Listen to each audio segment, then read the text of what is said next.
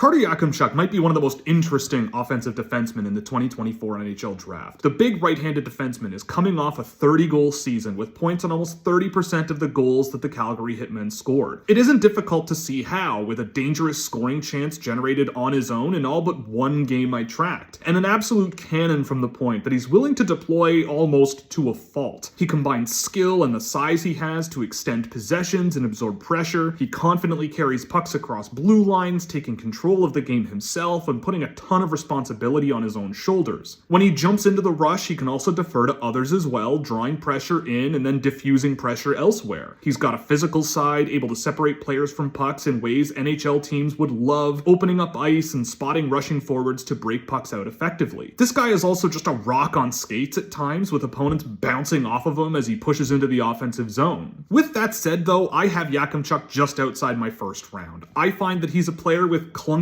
footwork and clunky hands, especially together at lower pace in his own end and not at the offensive blue line. Settling play and making the first pass while under pressure is an issue for him. There are some absolutely terrifying moments with Yakemchuk that he absolutely would pay for at higher levels. He lacks a certain level of quickness that puts him behind play and invites pressure a little more quickly than other defenders in this class as well, without the ability to adapt and keep pucks out of scoring areas. This lack of quickness and footwork leaves him reaching on defensive plays with both his arms and his stick, often leading to minor penalties and pressure just flying straight through him. He loses races on retrievals way more than I would prefer, often leading to defensive zone cycles being established and putting him behind play, which for a defenseman is a major issue that bumps him down my list. He can get dragged way out of position by players with more lateral skating ability than him and pure pace, and the skating issues just get exposed time and time again in my experience. Now, these things can absolutely improve over time, but Yakemchuk is also one of the oldest draft eligibles this year, and in my experience, the issues outside the offensive zone appear a lot more often than the fun moments of skill and shooting in the offensive zone. Yakemchuk also has some processing issues with his breakout passing, with needless risk-taking, and when combined with his tendency to fall behind play, he often falls back on risky and overly physical defensive plays that some may love, but doesn't always lead to actually good defending. Yakemchuk likely goes a lot higher than I have him, and that's okay. A team will be likely betting on the skating improvements and the offense that's already there to just elevate his game from here. But in my view, this draft class around where Yakemchuk is extremely close, and in my work, there are also players with fewer question marks and, in my opinion, more projectable traits that have just kept Yakemchuk relatively low on my board relative to others.